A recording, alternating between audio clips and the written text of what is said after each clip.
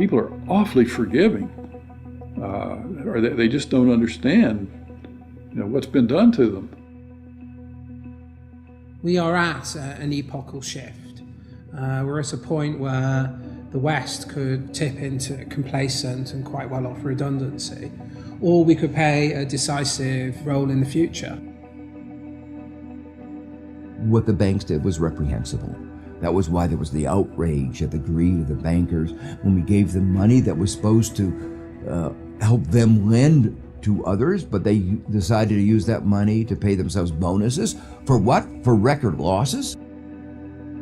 We are governed by corporations today, often by corporations that don't have very much interest in the United States of America. I don't know what happened, man. What happened to the United States? It went so far in the ditch. At what moment did it all go bad? Was it disco? Was it Donna Summer? Is that what killed America?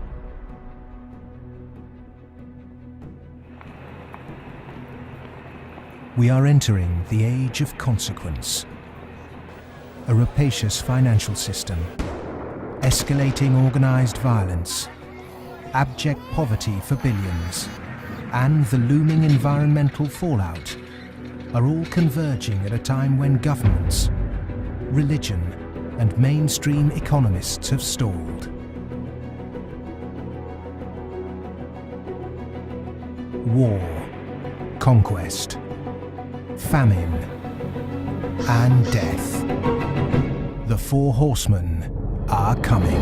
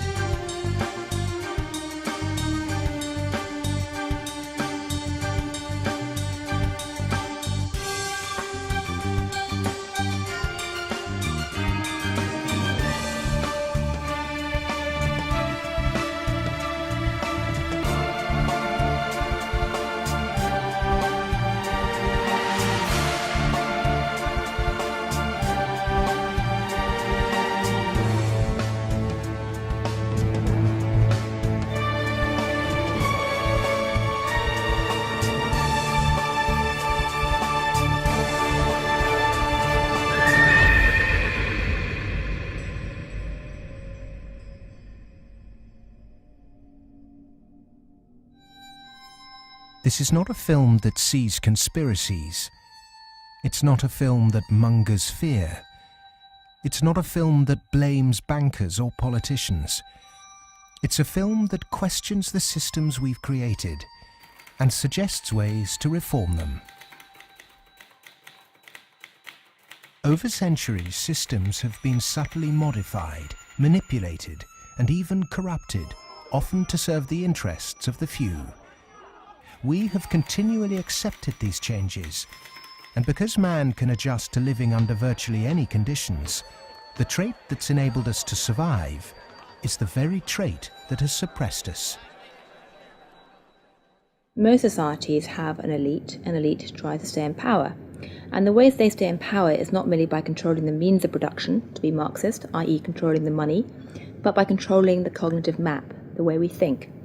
And what really matters in that respect is not so much what is actually said in public, but is what is left undebated, unsaid. For centuries, gatekeepers have manipulated our cognitive map.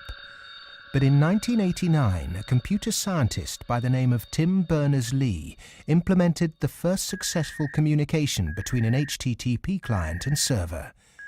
The World Wide Web was born. It has since unleashed a tsunami of instantly accessible, freely available information. Just as Gutenberg's printing press wrestled control of the cognitive map away from an ecclesiastical and royal elite, today the internet is beginning to change governments, finance, and the media. We are at the cusp of change. But to enact it, we must first understand the things that have been left unsaid for so long. To do that, we need context from people who speak the truth in the face of collective delusion. Because to understand something, is to be liberated from it.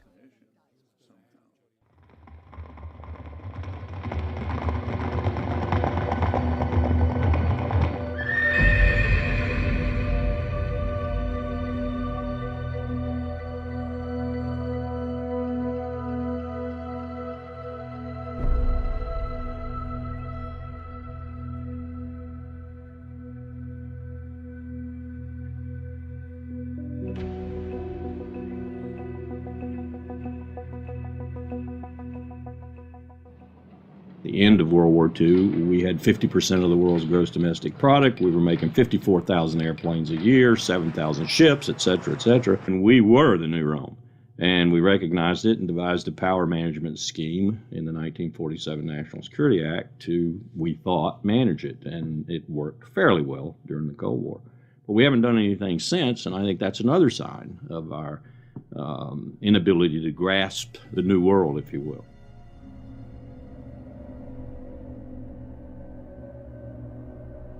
Empires do not begin or end on a certain date, but they do end, and the West has not yet come to terms with its fading supremacy. At the end of every empire, under the guise of renewal, tribes, armies, and organizations appear and devour the heritage of the former superpower, often from within. In his essay, The Fate of Empires, the soldier, diplomat, and traveller Lieutenant General Sir John Glubb analysed the life cycle of empires. He found remarkable similarities between them all. An empire lasts about 250 years, or 10 generations, from the early pioneers to the final conspicuous consumers who become a burden on the state. 6 ages defined the lifespan of an empire. The age of pioneers, the age of conquests, the age of commerce, the age of affluence, the age of intellect, ending with bread and circuses in the age of decadence. There are common features to every age of decadence.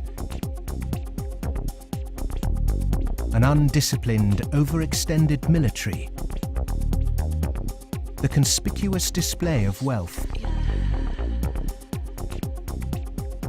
a massive disparity between rich and poor, a desire to live off a bloated state, and an obsession with sex.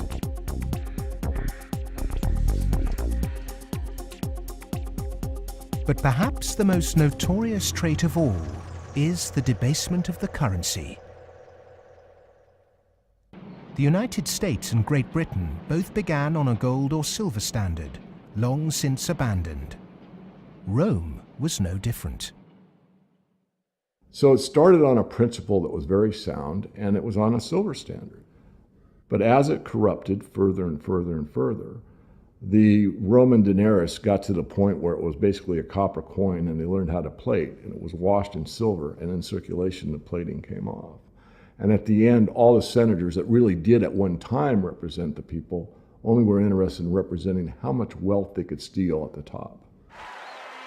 Great empire wealth always dazzles, but beneath the surface, the unbridled desire for money, power, and material possessions means that duty and public service are replaced by leaders and citizens who scramble for the spoils.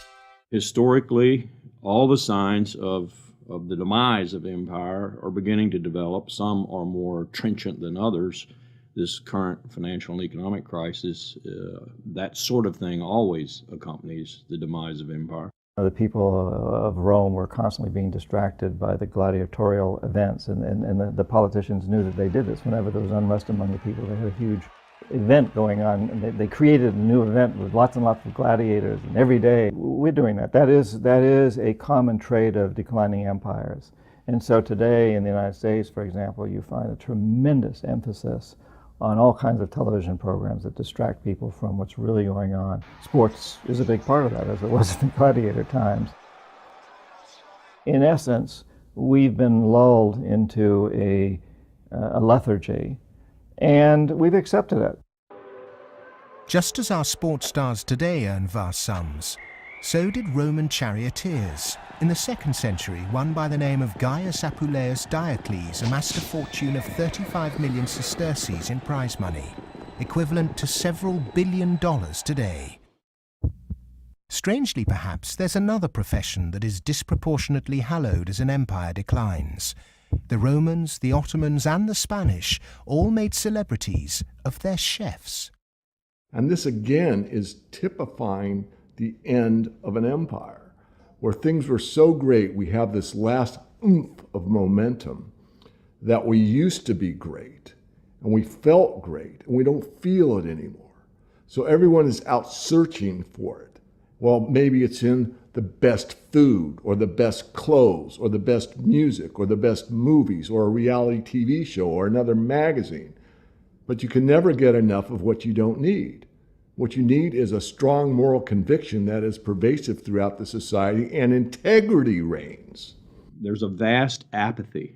There's a vast amoralism, even a political nature to it. That is to say, there are vast numbers of people who don't give a damn. And so there's this natural, I suppose, entropy. Any living organism, which an empire is, of course, over time dies. Question is, how does it die? Does it die in a violent cascade of events, or does it die over a long period of time? The baby boomer generation were born into this age of decadence. Perhaps unwittingly, they've broken the unspoken intergenerational contract. Through unfettered consumerism, spiraling house prices, and a desire for eternal youth, the baby boomers have squandered future generations' inheritance.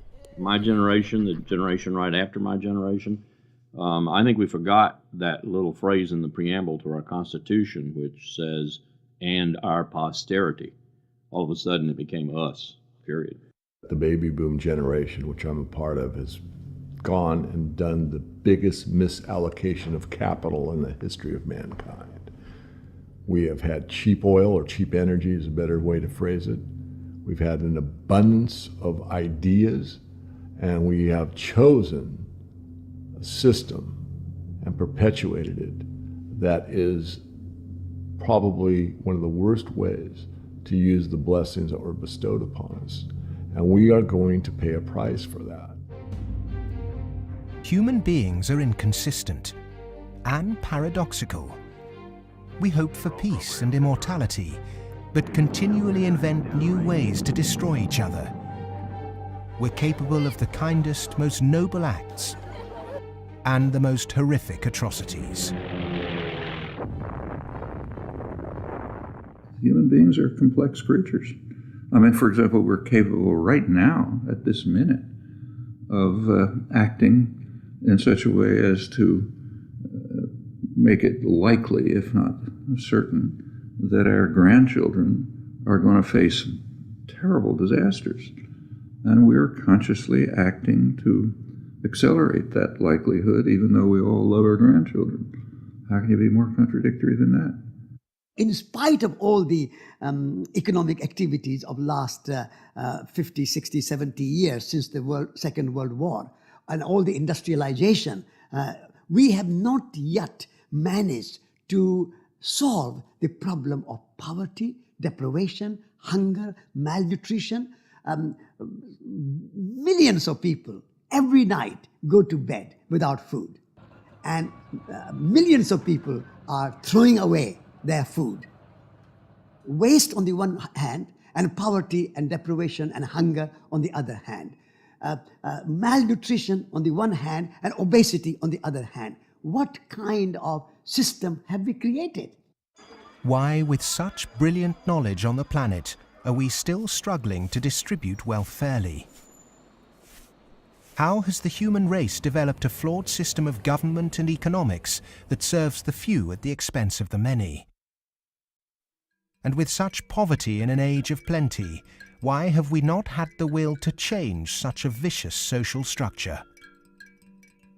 Greed is the fundamental kind of ingredients for the immoral economy. The problem is not that there's not enough in the world. People say that there's a poverty, we have to create more wealth. There's enough in the world for everybody's need, as Mahatma Gandhi said, but not for anybody's greed.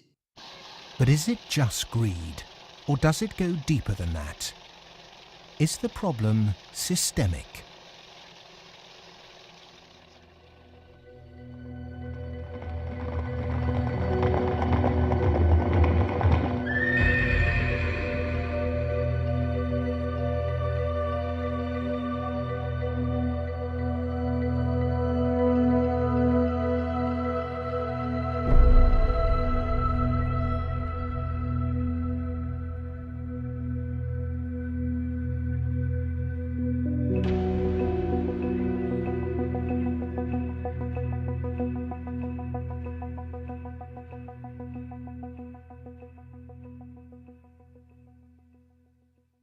As a civilization, we've obviously had a great run. We've done very well. We had the Industrial Revolution. We survived that. We built a lot of modern military technology. We've survived that so far. We built a banking system, and we're still struggling with that part of it. But we've had a good run. It's kind of like when I was working on Wall Street for 7 years. I had the experience some people would have. Let's say working at a meat processing plant, they become vegetarian. You work on Wall Street and you see how these banks like Goldman, JP Morgan, these other banks make money. When you see money, it kind of makes you sick. Well, I think if the people knew what the banking system is up to, as Henry Ford said, there would be a revolution tomorrow morning. The fact is, most people think that what a bank does is lend you money that someone else has put in the bank previously. But what a bank actually does, what a commercial bank does, is to create money from nothing and then lend it to you at interest. If I do that, if I manufacture money in my own home, it's called counterfeiting. If an accountant creates money out of nothing in the company accounts, it's called cooking the books. But if a bank does it, it's perfectly legal. And so long as you allow fraud to be legalized, then all kinds of problems are going to pop up in the economic system, which you can't do anything about. Private banks create money out of nothing and lend it at interest. Now, that sounds absurd. When I teach sophomores, about money and banking and how banks, they never believe it. And so you have to go through it again and again. Yes, banks really do create money. They really do. Here's how it happens. And it's absurd, and they're right to doubt that could possibly be what's really going on. But it is. Now, if the banking lobby is very strong, they're going to say, well, we don't want to change this system. We're making so much money out of it. What we have to do is, A, try and convince the people that it's their fault, that their wage claims are too high, and that's why we're having lots of inflation, or people are speculating on housing, and that's why house prices are going up. What they're not going to say is that this is happening because banks are creating money out of nothing and pumping it into the system, and that's why prices are going up. But how is it that we've ended up with a system in which banks have the power to create money?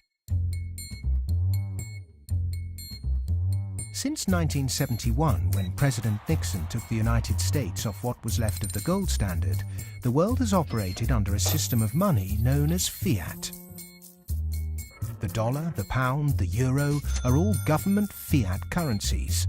Fiat is a Latin word meaning let it be so. It is the law that this government currency be money. Indeed, without that legal enforcement and the fact that we must pay taxes with this money, that dollar bill or that computer digit that represents a dollar would be pretty much meaningless. Only the government has the power to issue fiat money, but banks can create it through lending. Over the last 40 years, since this system of fiat money became the global norm, the supply of money has grown exponentially. In fact, we've seen the greatest growth in the supply of money in history. But who benefits? Of course, those that have the power to issue money, governments and banks. Then, those companies and individuals that get this money early. They can spend it before the prices of the things they want to buy have risen to reflect the new money in circulation. In other words, they get services, products or assets cheap. But prices soon rise, So holders of assets such as houses or shares will then see gains without there necessarily being any improvements to the company or house in question. Often this can lead to speculative bubbles. But what about those at the bottom of the pyramid? Those on fixed wages or incomes, those who live in remote areas, or those with savings? By the time this newly created money has filtered down to them, the prices of the things they want to buy have increased. Their savings buy them less, however, and their wages remain largely unchanged. In some cases, they have to take on debt just to be able to afford the things they were previously able to buy, which means they have to go back to the banks. In reality, this process of creating money only redistributes wealth from the bottom to the top of the pyramid, and thus that ever-increasing gulf between rich and poor gets bigger and bigger and bigger. Well, when you get off the gold standard and you go into a fiat money currency, combined with a fractional reserve banking system, you end up compounding debt faster than you can ever possibly produce to support that debt. So eventually you're going to find yourself back into debt slavery. And that's what's happened in the U.S. For every dollar of GDP, for example, in the U.S., it also creates something like $5.50 worth of debt. Because this is what happens when our economy flips over and basically capsizes. And of course, the government solution now to address all the problems is basically to create more debt. You can never get enough of a currency that doesn't work.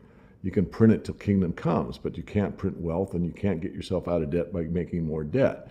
If you could print wealth, Zimbabwe would be the largest, most prosperous country on the planet. We all know it doesn't work. Of the money in the world today, 97% of it is debt. The French philosopher Voltaire once said, "All paper money eventually returns to its intrinsic value, zero." For 3 generations, the world watched the fight between capitalism and communism. But in the 1980s, the Russian economy started to collapse. The Soviet Union capitulated, and so-called capitalism reigned supreme.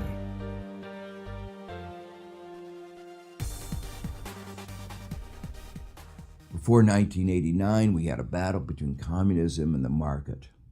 And in that battle, there was a sense of, let's not expose the flaws in the market economy. This is too important of a battle that you don't criticize our team while we're fighting their team.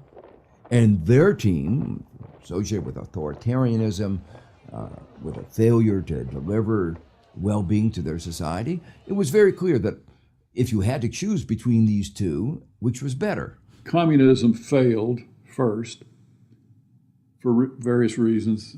I think it was inefficient, human rights, lack of respect, so forth. So capitalist West has been continuing in a triumphalist mode, thinking, our adversary has failed, that means we're doing everything right. Both systems are trying to do something which is fundamentally impossible, grow forever. And they're both going to fail. One failed first. Capitalism's going to fail later, or it's failing now.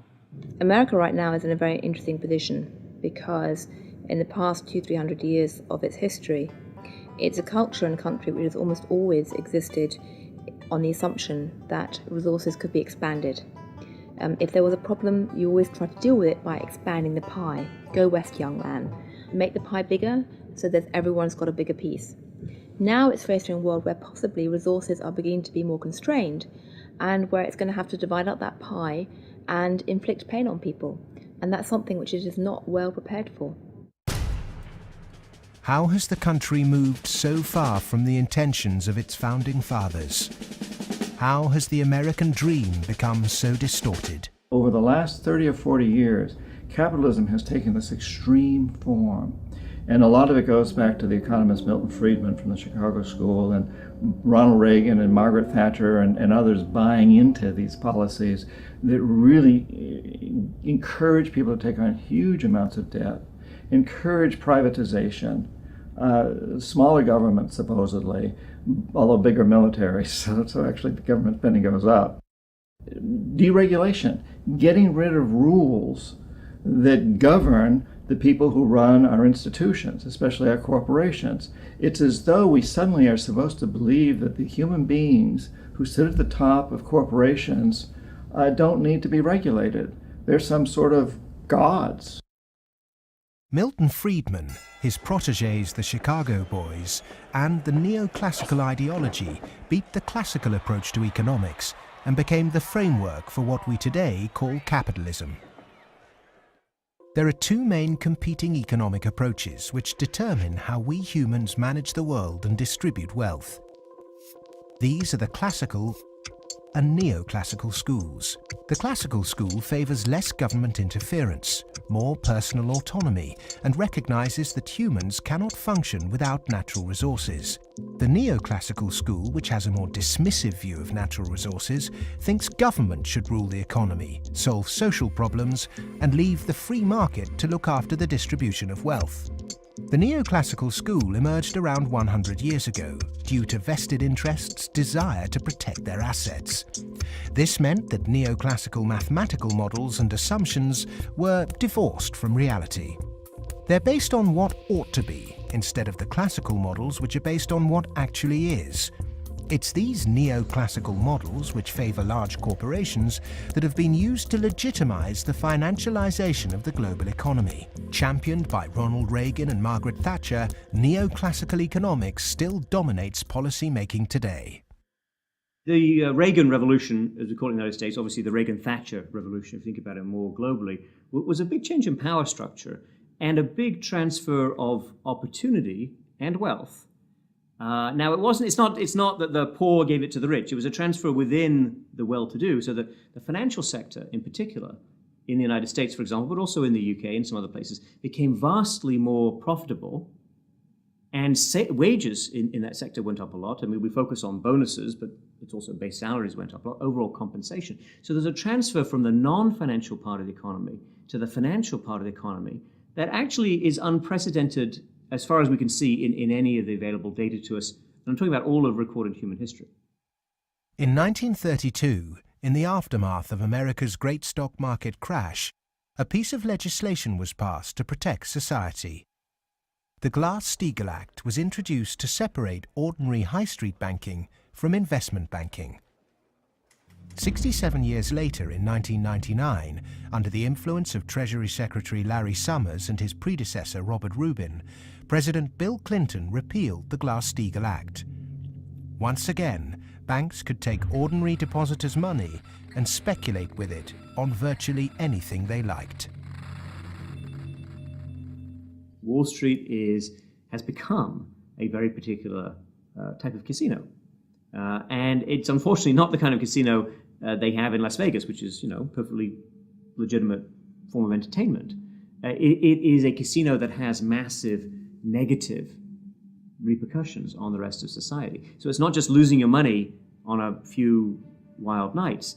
It's about the way in which those organizations lose their money, impacting the whole of society, leading to a massive loss of jobs.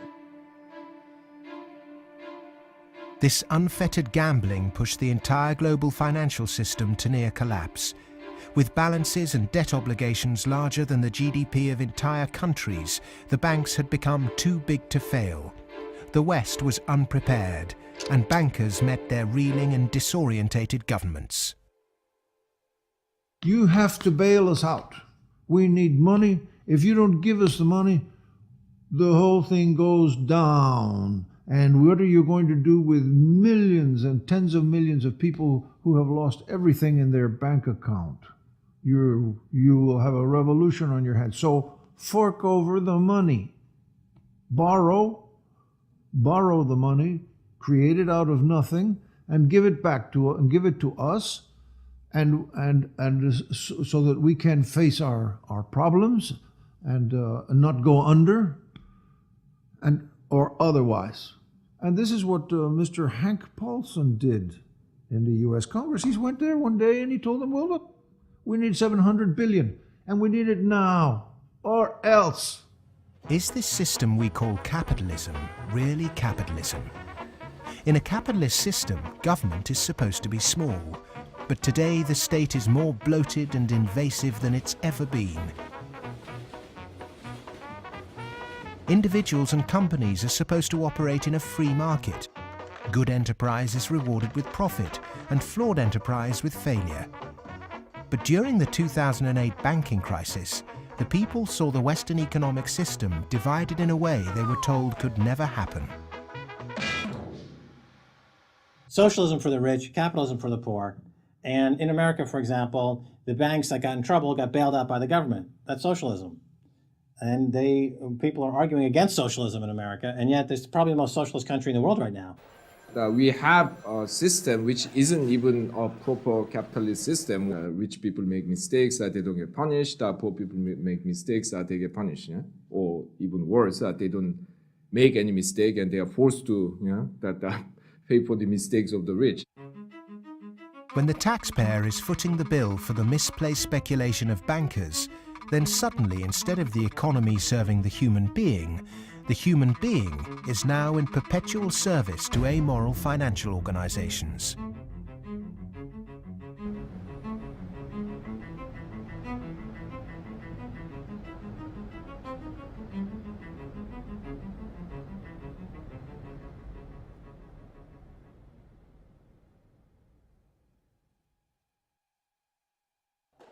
It was the head of the Federal Reserve Bank, Alan Greenspan, who after 9/11 slashed interest rates to encourage lending.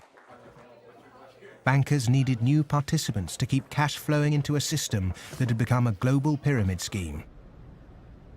All this newly created money entered the housing market and created unprecedented inflation. House prices rose and rose. New mothers were forced back into the workplace to service huge home loans, and the Anglo-American dream became all about land speculation. The housing market in the West isn't about ownership. The housing market in the West, because it's the only way ordinary people can get ahead, and ordinary people can't get ahead but by wages.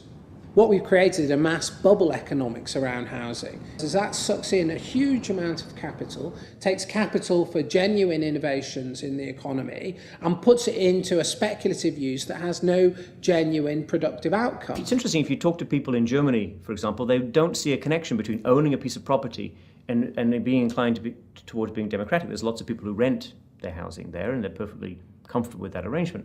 But it is true that in somewhat different contexts, both Mr. Reagan and Mrs. Thatcher pushed for more people to own housing. And actually, this is part of the problem, because if you push people to buy housing before they're ready, and if you push very dubious loans on them, and they don't understand what they get themselves into, you can have huge adverse repercussions, exactly what led to, in part, the subprime housing crisis in the United States. That's not anything to do with democracy, that's just a bad economic idea. The breakthrough that occurred around the year 2000 in the United States was when bankers found out that the poor are honest. And they realized that if you're poor, if you're not rich, you have a different set of values. And you think that a debt is a debt, and it's something that has to be paid. And that people will try to pay the debts that they're stuck with, even if the debts are not valid, even if the debts are much more than they expected, even if they really can't pay the debts. The lending and banking institutions, when they drew up contracts with interest rates, with flexible interest rates, I think they knew in the beginning that these problems were going to come back later on, where folks weren't going to be able to afford the mortgages as the interest rates increased. It put a lot of people in situations where they were taking food out of refrigerators, taking kids out of higher education. They're not able to afford college anymore. And it is making a really, really bad situation worse. The banks engaged in what was a criminal conspiracy to charge more to the blacks and Hispanics. The banks got together, backed the Bush administration to block the state prosecutions of racial lending in order to exploit and charge more to the minorities. These are loans which were made by one of the major lenders in the city and in this country, Wells Fargo, in which Wells Fargo targeted minority communities in the city, put borrowers into loans that they could not afford, put borrowers into loans that were of the subprime variety, therefore more expensive and less advantageous to the borrowers.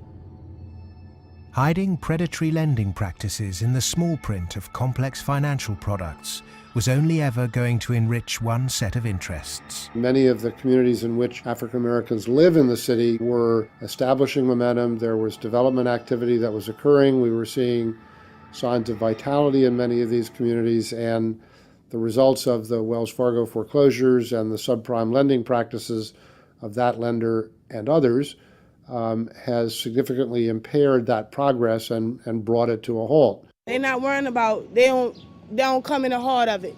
Like you in the heart of it, so you see, they don't really see the struggle if they don't come in the heart of it. They see the outside of it. That's like looking at the cover of a book and seeing the outside of a book, but if you don't go inside the book, then you'll never know what the book about. So they're not worrying about nobody else but themselves. And I think it's wrong, because if they come in the heart of it and they see it, they'll be willing to help. What happened in Baltimore is just one example of what is happening all around the world. One way to frame this injustice is by branding it a race issue. But when we look really closely, we can see that there is something at play here that transcends race: profit. Not an accident, for instance, that we had the deregulation in our financial industry that was such a disaster. The lobbyists of the finance industry amount to 5 per congressperson. In other words, they pay 5 people for every congressman to explain to them, persuade them, that they should pass legislation that is favorable to the financial industry. The poor people who are devastated don't have the money. They couldn't hire 5 per congressman. So the way our democracy works, it's an unlevel playing field.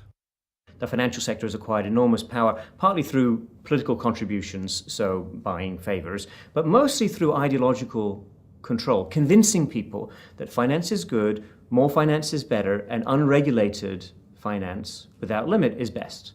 And that is really the cornerstone of this, what we call in the United States, the Wall Street-Washington corridor. I mean, if people need any proof as to who's controlling Washington, when the bailout came after Lehman Brothers collapsed, 80% of the population was against the bailout.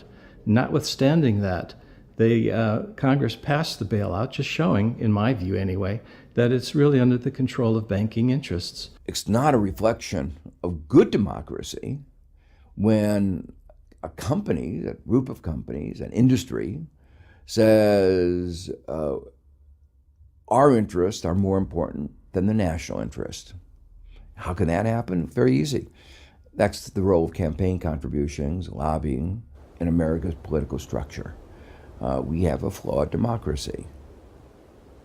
This is an advanced oligarchy in the sense that its main mechanism of control, if you like, is through convincing people that you really need, for example, the 6 biggest banks in the United States in the particular form they exist today, with the very light level of regulation. And if you don't have them, if you try to change that, all kinds of awful things will happen. And this is not really blackmail. I mean, it sounds like blackmail, but they convince you it's not blackmail, it's just that's the way the world is. There's nothing you can do about it. Oh my goodness, you just have to cooperate with them. It's very clever. The Fed is essentially the lobbyist for the commercial banking system. When you say you want to turn regulation over to the Fed, you're saying the financial sector and Wall Street should be self-regulated. And the Wall Street has veto power over whoever's going to be the head of the Federal Reserve. As long as you give veto power over the regulators to Wall Street, as long as you pick the bank regulators from the banking industry itself, you can forget any thought of calling it regulation. It's deregulation, and to call it regulation instead of deregulation is using Orwellian doublethink. Democracy is government by the people. Plutocracy is government by the rich. In a typical plutocratic state, economic inequality is high, social mobility low, and because of continuous exploitation of the masses, workers find it nearly impossible to climb out of poverty. The equal voting rights movement in the early 20th century abolished a system where rich people had more votes than poor people. But today, lobbying has put pay to that and reduced the American political system to a mere clearinghouse for the concerns of the rich.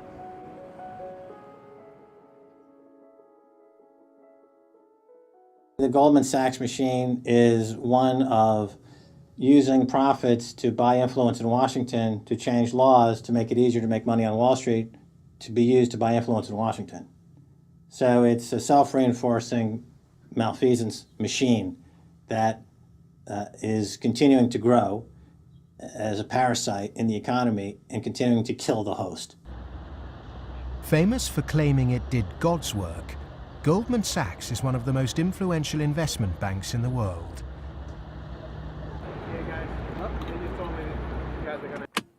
Its alumni often occupy positions of great influence in governments and central banks. In September 2008, barely a month before the stock market crash, Goldman, supposedly a pillar of the free market, changed its banking status from investment to commercial. This meant it was now eligible for state protection. Socialism for the rich, right there. Goldman Sachs are extremely efficient at what they do. Their task is to make money. They make bank robbers like Willie Sutton look like modest amateurs. They're huge bank robbers, but it's legal. The system is set up so that they can do it. In the recent years, they've been selling securities put together from mortgages that they knew were worthless. So they're selling these things to unwitting consumers, making a ton of money on it. Meanwhile, they're betting that they're going to fail because they know that what they're peddling is rotten. So they placed bets with it's called credit default swaps and other things with a huge insurance company, AIG, and that was insuring Goldman Sachs against the failure of the stuff they're peddling. During America's subprime collapse, Goldman traders Michael Swenson and Josh Birnbaum made a $4 billion profit by short-selling junk mortgages. Backed by Dan Sparks, internally Goldman Sachs called their position the Big Short and bet against their own clients. Senator Carl Levin called Goldman Sachs chief executive Lloyd Blankfein to a Senate subcommittee to testify under oath. Much has been said about the supposedly massive short Goldman Sachs had on the U.S. housing market. The fact is, we were not consistently or significantly net short the market in residential mortgage-related products in 2007 and 2008. We didn't have a massive short against the housing market, and we certainly did not bet against our clients. Riding the Big Short in 2007 made billions of dollars for Goldman. And so far, they've got away scot-free with this massive heist. So they're now back bigger than before, richer than before, biggest profits they've had in history, huge bonuses. They're doing great. A lot of what they're doing has, in fact, probably maybe all of it, has almost nothing to do with the benefit of the economy. Can there be any objection to genuinely talented people earning big money if they bring something new and tangible to the world? If they take great personal risks with their own money and actually bring greater prosperity for all? In a free market, if I have a brilliant idea that I can run an automobile on grass clippings, as an example, and I produce that car, my motivation might be to make money. But if the market says, my goodness, this is the greatest automobile ever invented by mankind, and I make $1 billion, I've not only served myself, but I have served everyone else that needs transportation. And that is the brilliance of a free market, is that paradox that you can serve yourself and simultaneously serve others. And that's what it's all about. But how many of the general public have achieved greater prosperity through a banker's bonus? It was against the holy backdrop of St. Paul's Cathedral in London that Goldman Sachs vice chairman and mouthpiece Lord Griffiths gave insight into how certain bankers really think. The devoted Christian defended extortionate bonuses. I'm not a person of despair, I'm a person of hope. And I think that we have to tolerate the inequality as a way to achieving greater prosperity and opportunity for all. The fundamental Christian view, and I would say of Islam as well, and certainly of Judaism, is that wealth is to be shared. money has to be shared. You can't take it with you. And from that develops a whole lot of stuff about justice and the economy and so on.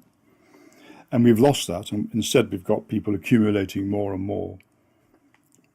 And I just think it's disgusting that people have lost their homes, they lost their jobs, they can't pay their mortgages from bankers who made a big mistake and then paid enormous bonuses. I'm sorry, that is simply wrong. And I can't understand why we are not more vociferous about that. When rich people tell you that they specifically have to be rich through these egregious rip-off mechanisms, that's just self-serving propaganda and it should be disregarded. It is true that when you organize human society, some people get ahead and some people struggle. That's a natural mechanism. But saying, oh, we've got to have inequality, therefore Goldman Sachs must be organized along the following lines, that's a complete non sequitur. At what juncture, at what point does morality enter into the economic calculus? In a way, many people think that Adam Smith gave us a free pass, a way not to think about morality. Because what Adam Smith said was that individuals in the pursuit of their self-interest are led as if by an invisible hand to the general well-being of society. Now let me make it clear, Adam Smith didn't really say that. That is to say, Adam Smith was very much aware that businesses, when they got together, conspired against the public interest, raised prices. He was aware of monopoly. He was aware of the importance of education that the private sector couldn't provide. So he himself was aware of all the limitations, but his latter-day descendants have forgotten all those caveats. Adam Smith was the godfather of classical economics, but since its publication, his work has been used as a political football, financiers twisting his words to suit them.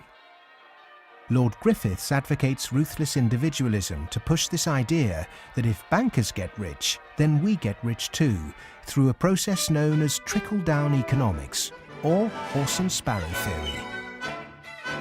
If you feed the horse enough oats, some will pass through to the road for the sparrows.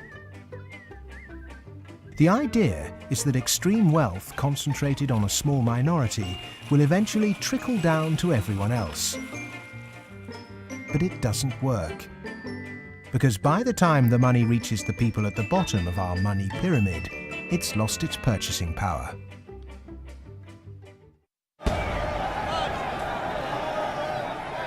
But the public are now confused as to why our political leaders have allowed this to happen, and quite naturally now ask why.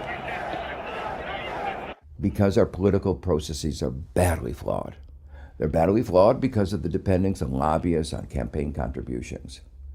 So that's why, my view and a view I think of a lot of people is that we have to restructure our political processes to give more voice to the ordinary citizen and less voice to the interest group, to the moneyed groups, to those who have taken such a large role in shaping our tax code, our regulatory regulations, and so forth.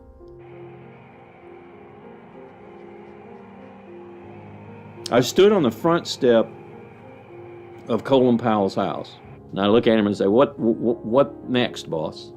And he said, "What do you mean?" And I said, "What next? Where are you going next?" "I'm going to write my book." I said, "No, I know you're going to write your book, but you're not going to do that for the rest of your life. Where are you going next?" He said, "Maybe a cabinet position, but first, money." I said, "Money?" He said, "Yeah, millions. That's the only way you can be a cabinet officer in the American government." Oh, wow. The Democrats and the Republicans are beholden to corporate interests. And until they become unbeholden to those corporate interests, we will never have a well-governed republic.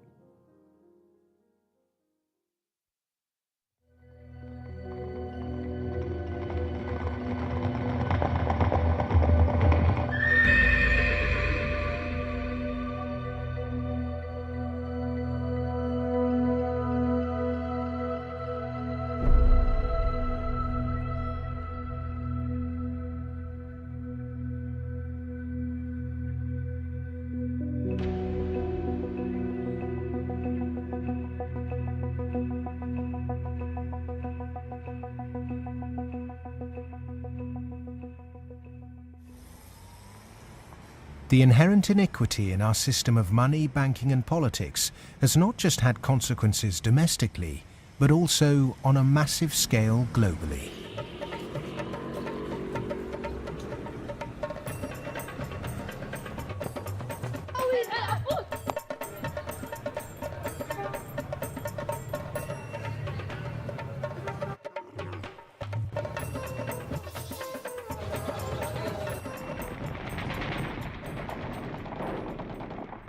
Western leaders have presented their military campaign in Iraq, Afghanistan and Pakistan as a moral obligation. But are there other reasons for it? The first financial beneficiary of America's foreign policy is the military. In particular, those who supply it with arms and equipment. The military has won wars, but how successful has it been in its bigger aim to eradicate terrorism? The drone attacks not only failed, but they've created extra extremism. They've helped in radicalization of youth in the northwest frontier and also in certain parts of Punjab and Pakistan. And because time after time, and sometimes, there's a feeling that America does this deliberately to destabilize Pakistan. I'm not so sure about that, but I certainly think those people who actually support this policy, every time you kill 10, the so-called terrorists, you create 500 more because they see the drone attacks as an attack on a sovereign state of Pakistan. If they really wanted to flush them out, there was no need for a huge military operation in Swat, causing the entire district to become internally displaced persons. The population of Swat is 1.8 million. There are 2.3 million refugees in the country. The whole district has been emptied.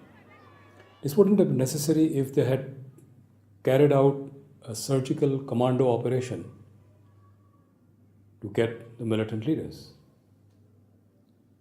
But they allowed them to escape, all of them.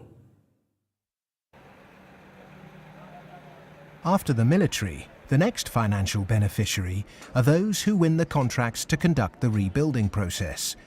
In the West, people might even feel optimistic when they hear that the US is pumping tens of billions of newly created dollars into developing nations to build infrastructure. But often this too doesn't seem to achieve the publicized goals. Is there another reason we give these countries aid? We economic hitmen have created the world's first truly global empire, and we've done it primarily without the military. We work many different ways, but perhaps the most common is that we'll take a third world country that has resources our corporations covet, like oil, and then arrange a huge loan to that country from the World Bank or one of its sister organizations. However, the money never actually goes to the country. Instead, it goes to our own corporations to build infrastructure projects in that country, power plants, highways, industrial parks, things that benefit a few wealthy families in that country as well as our corporations, but don't help the majority of the people at all. They're too poor to buy electricity or drive cars on the highways. They don't have the skills to get jobs in industrial parks, but they're left holding a huge debt. Infrastructure which has used heavy loans from the World Bank and IMF and made from grants from Western countries, they've all gone into benefiting the elite and the feudal classes. They have not benefited the people.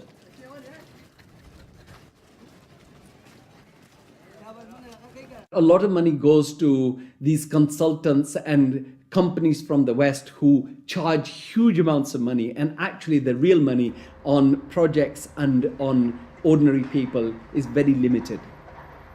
The masses have very little already. So those landlords who have the infrastructure and who are going to make money because of the infrastructure that is built through their roads, they will prosper.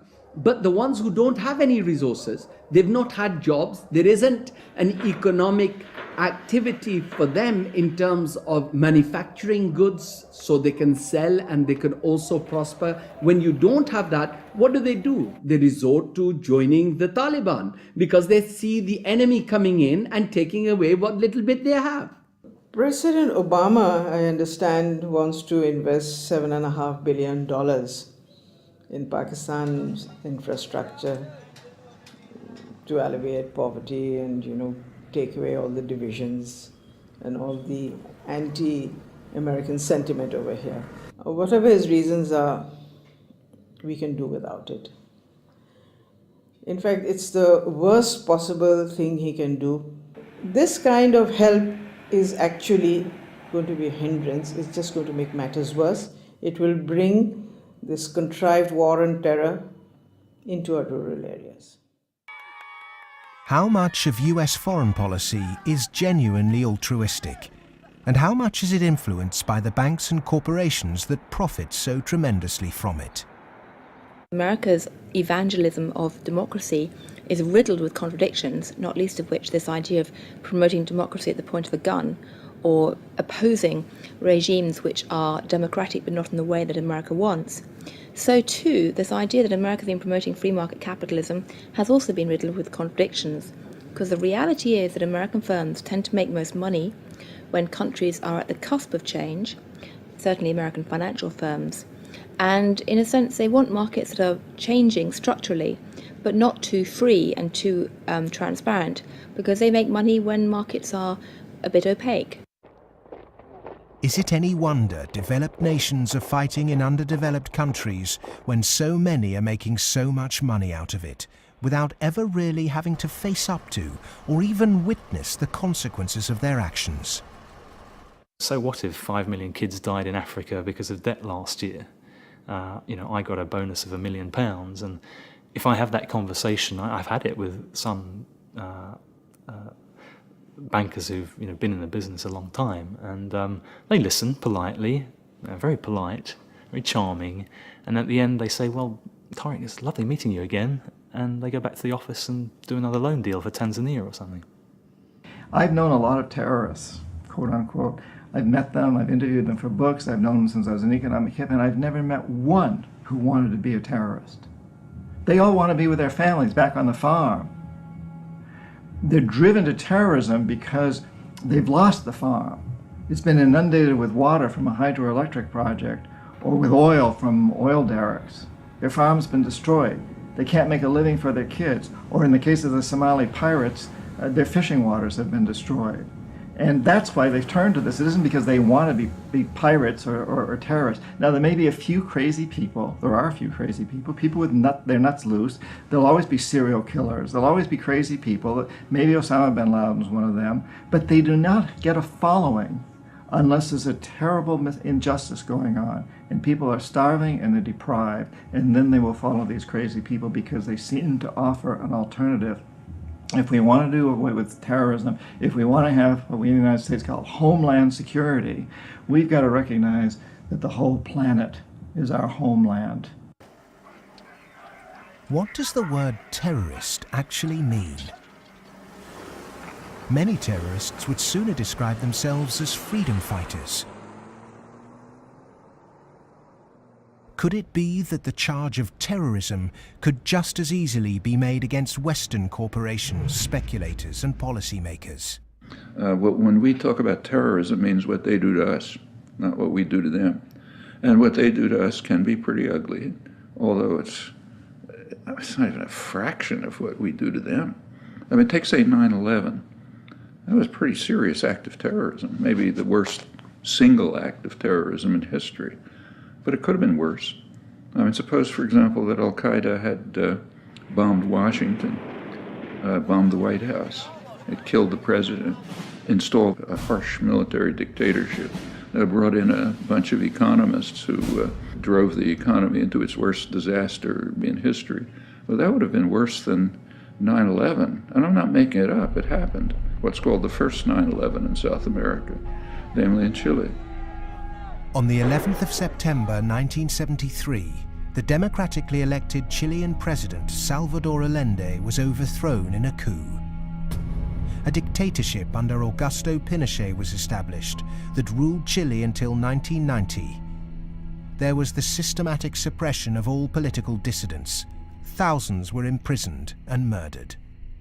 Who was involved in that first 9/11? It's not hard to find them. Right in Washington and London and so on. But that's off the agenda. It doesn't count. There's a principle of ideology that we must never look at our own crimes. We should, on the other hand, exult in the crimes of others and in our own nobility in opposing them. The root causes of so-called terrorism will not be solved by increasing economic inequality. If governments really are serious about combating terrorism, then they must start with real structural reform back home. As long as banking empires chase infrastructure and debt deals in pursuit of profit, the West will continue to export injustice through finance. Millions more will be displaced. Terrorism will thrive, and neo-colonialism will continue to end more and more lives around the world.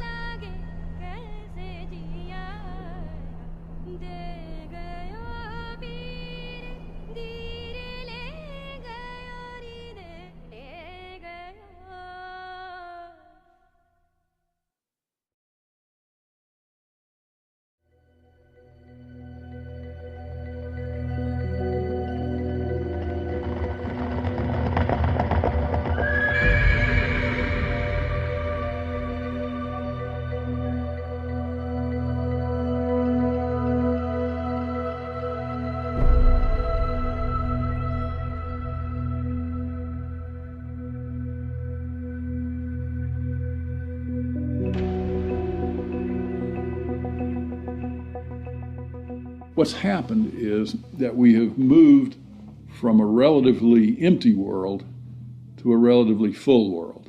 That is, empty of us and all of our stuff to now full of us and all of our stuff. In my lifetime, the world population has tripled. And the populations of other things, of cars, houses, boats, all these other things that put a load on the environment too, just like human bodies, those have vastly more than tripled. So the world is very, very full of what we might call man-made capital.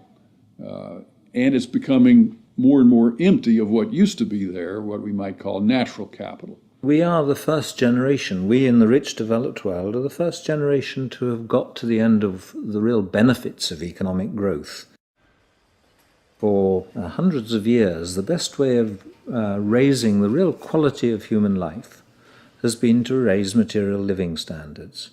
And that's what's driven the huge rises in life expectancy and increases in happiness and other measures of well-being. But all those have now come detached from economic growth. And although life expectancy continues to rise in the rich world, it's no longer related to the amount of economic growth a country has at all. And the same is true of measures of happiness and measures of well-being. The paradox is the more we grow, the more poverty we create. Our self-interested economic system seems to be continually missing a trick.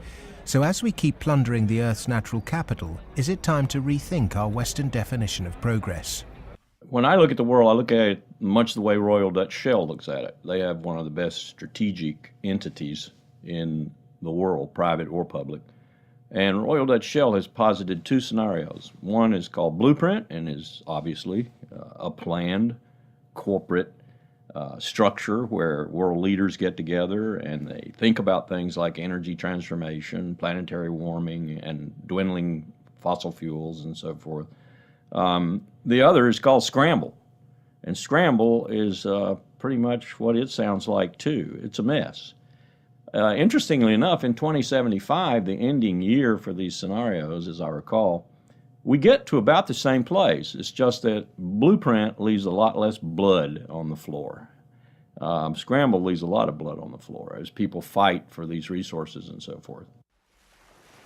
The reason oil companies are drilling miles under the sea is that the world's easily accessible oil has already been found and largely consumed. Not only are oil supplies dwindling, major new metals discoveries are becoming increasingly rare. 40% of the world's agricultural land is seriously degraded, and ever more volatile yields continue to be unevenly distributed. It may be that the looming environmental threat is not global warming, but the exhaustion of the world's resources. We're going to have struggles for finding land sufficient to grow the agricultural products for what the United Nations says is going to be a 9 billion Earth population. We're going to struggle over non-renewable fossil fuels as they run out. I think Shell posits about 2075 they'll be gone. And we're going to struggle over things like water and other precious resources that are necessary to our life and to our economy.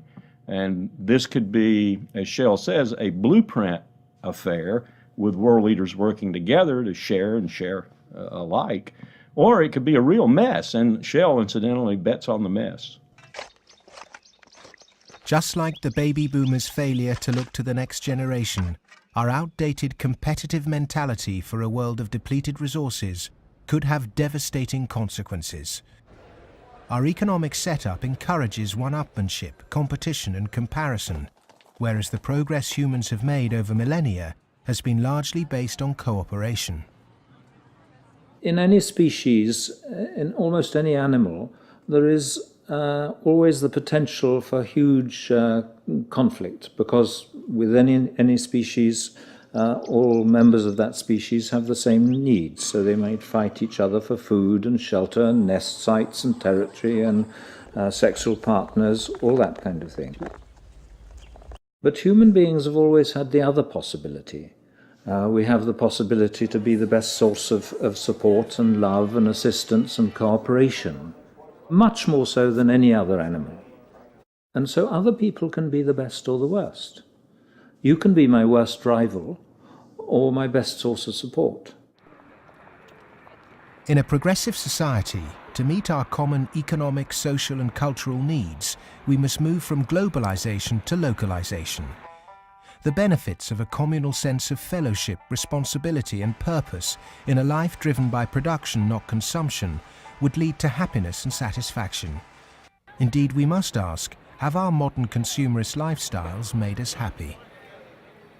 I think if one had been living in the 19th century and somebody had told you that 100 years later people were going to be living in this extraordinary wealth and comfort, with central heating and being able to throw away such a high proportion of our food as we do, we'd imagine that we'd be living in a state of extraordinary social harmony and everything would be rosy. And it's really quite remarkable, the contrast between, if you like, the material success of our societies and the social failure.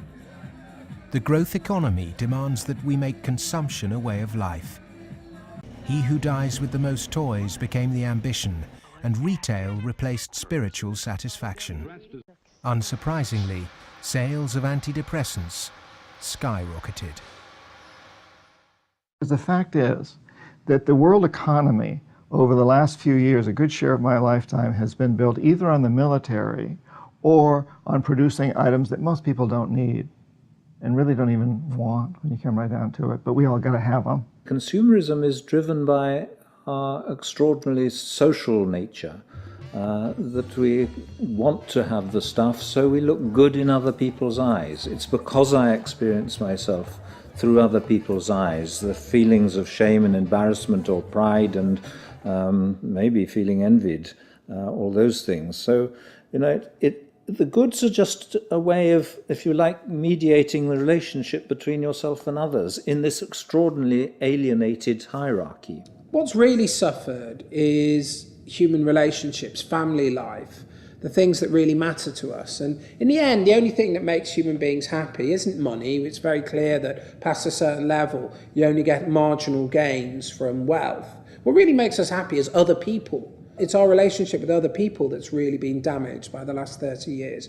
We trust them less, we have less interaction with them, we bond less than ever before, we marry less and marriage is under more threat than ever before. And all the associations that represent sort of permanent, unconditioned human affection are being eroded or damaged. And that's the real legacy of the last 30 years. And in some sense, we've got to recover and rehumanize our lives. Otherwise, not only will they be nasty, brutish and short, but they'll be lonely. The West is coming to the realization that its human project is failing. The West was so convinced that if you push people to achieve as individuals, the accumulated achievement of individuals would make for a successful society.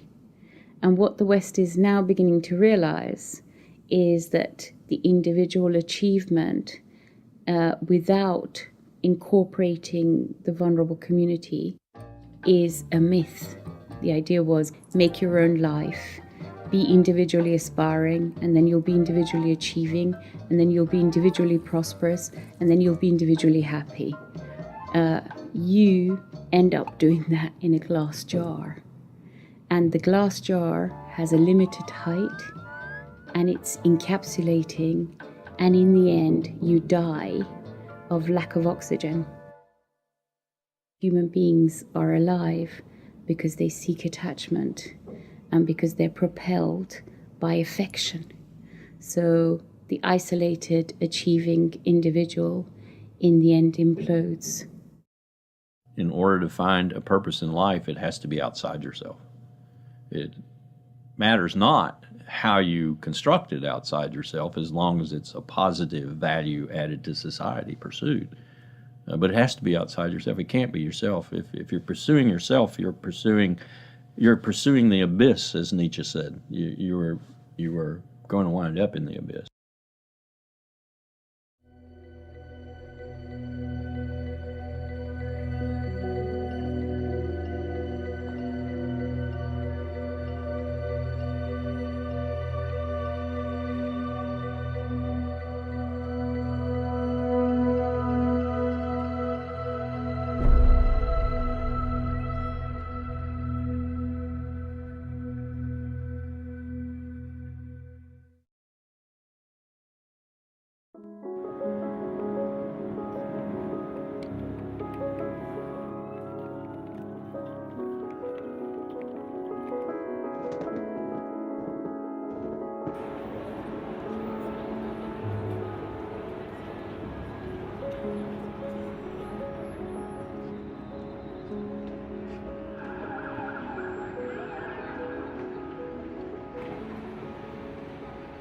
One of the most powerful cultural frameworks that shapes the way we think today in the West is the Hollywood film construction.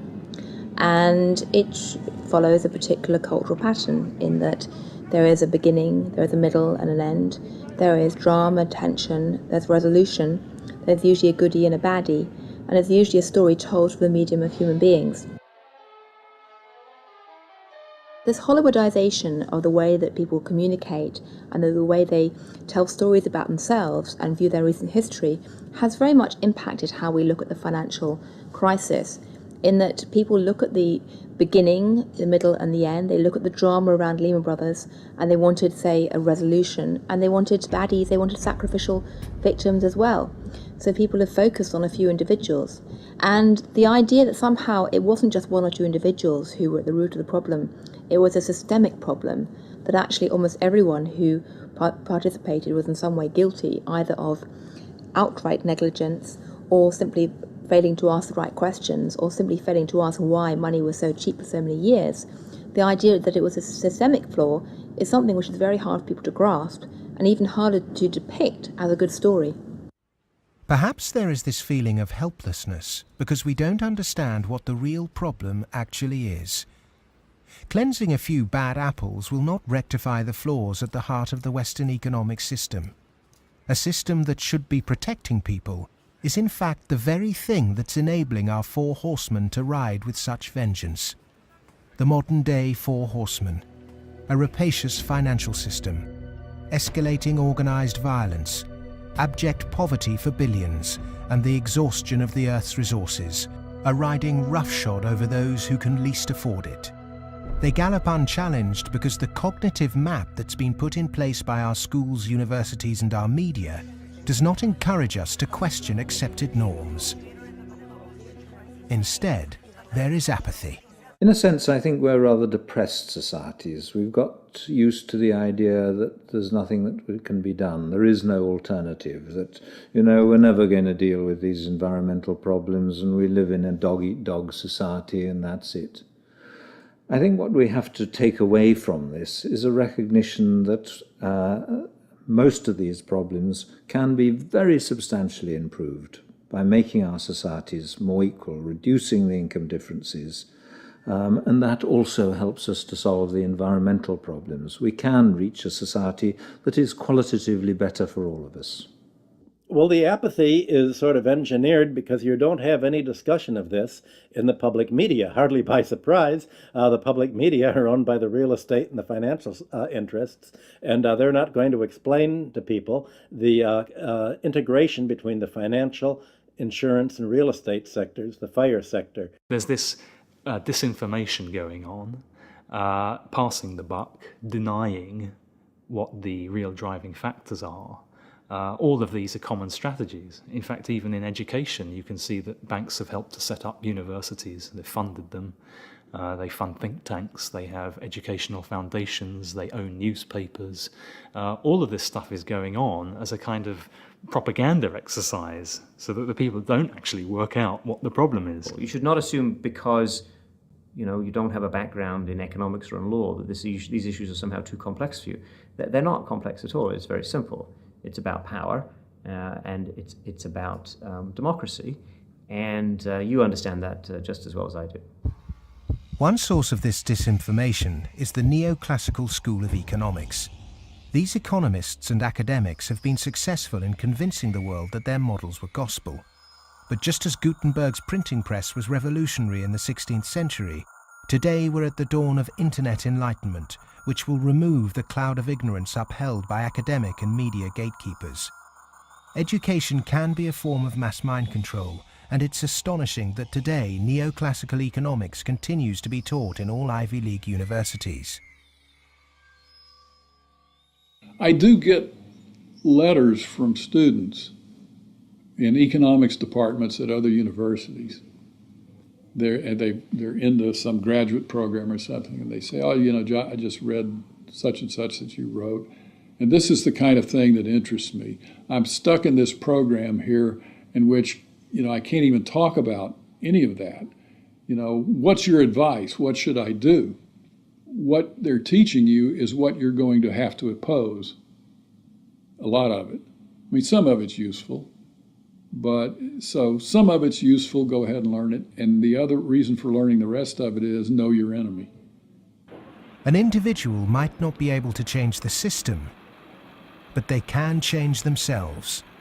If we're not offered proper education, we must begin our own. And a good place to start is to become reacquainted with the classical economists, and with something that so few question, but that affects us all, our system of money. If the monetary system of the world is not reformed, then we are headed towards the end of industrial civilization. I won't say that we're going to the end of humanity, but it's just going to be an absolute collapse of our world as we have known it, because it cannot function on fiat money. And none of those who are responsible for this want to admit it, but that is the fact. The fiat system of money is a man-made law, and it's been abused. Is there a form of money whose law is not set by man? When you look at natural law and gold, I sort of describe gold as being a natural form of money. All of the gold that's been mined throughout history still exists in its above-ground stock. It's about the size of 2.5 Olympic swimming pools if you put all that gold together in one place. The key is that this above-ground stock of gold grows by about 1 3/4% per annum, which is approximately equal to new world population growth, and is approximately equal to new wealth creation. So as the net result of this is that you have this very good consistency in gold's purchasing power over long periods of time, because the supply-demand equation is very much in balance. To achieve human liberty, you really need to have sound money, and gold is the only way to do that, because only gold is outside of the control of politicians. With modern man-made monetary processes, a chronic excess of debt has built up at every level of society. Debt is now regarded as normal. It isn't. It's a form of slavery. But how much do we question our debt? And what should we now do about it? The classic example, most recently, of a debt cancellation was the German economic miracle in 1947. The Allies canceled all domestic and international German debts, except for the debts that employers owed their employees for the previous few weeks, and except for a basic working balance that everybody was able to keep in the bank in order to buy food for the next few weeks or so. Essentially, you would follow the 5 or 6 pages that the currency reform of 1947 did in Germany. You would start with a clean slate. That means that everybody would own their property free and clear. And the problem here is that you'd wipe off the savings that are the counterparts of that. That actually would not be such a bad thing if you look at the fact that the wealthiest 1% of Americans have concentrated an enormous amount of wealth in their own hands, more than at any earlier time since statistics have been kept. Our system of taxation also needs addressing. Currently, we're taxed on what we produce. Perhaps it would be more progressive to tax what we consume. How many American people realize that the Founding Fathers never intended Americans to be taxed on their labor? In other words, they weren't meant to pay income tax. The tax system that was exported from Britain, a relic of colonialism, has duped the world. The most important element of a tax system is to do what everybody expected to be done in the 19th century, and that is to base the tax system on land taxation, on the free lunch of land value, and on what John Stuart Mill called the unearned increment, the income that landlords made in their sleep, as he put it. Who made oil in the ground, coal or iron ore? These are things which are not the products of human effort. Of course, extracting them is, but their existence is not. And so the rents from natural resources are a wonderful source of taxation. Nobody made them so, and when you do tax them, you cause all of us to use them more efficiently. So this seems like really the excellent thing to tax, rather than labor and capital. If the government used this land site value that's supplied by nature, not by human labor, not by personal enterprise, then the government would not have to tax wages in the form of income tax. It wouldn't have to imply sales tax that add to the price of doing business, and it wouldn't have to add the proliferation of business taxes. This tax system, advocated by all the classical economists, would begin to address global poverty, as it would allow citizens in developing countries to keep their resource wealth. In developed countries, it would begin to address our housing and debt crisis and unleash the kind of entrepreneurship needed to refloat our economies. Perhaps we should also resurrect another timeless principle for workers that was promoted during the Industrial Revolution. Well, the idea that people who work in a plant ought to own it is just deeply built into working class culture. So right around here at the early Industrial Revolution in the late 19th century, working people simply took for granted that, yes, of course, the workers should own the mills in which they work. Anything else is an attack on our fundamental rights as free citizens. They also took for granted that wage labor is hardly different from slavery.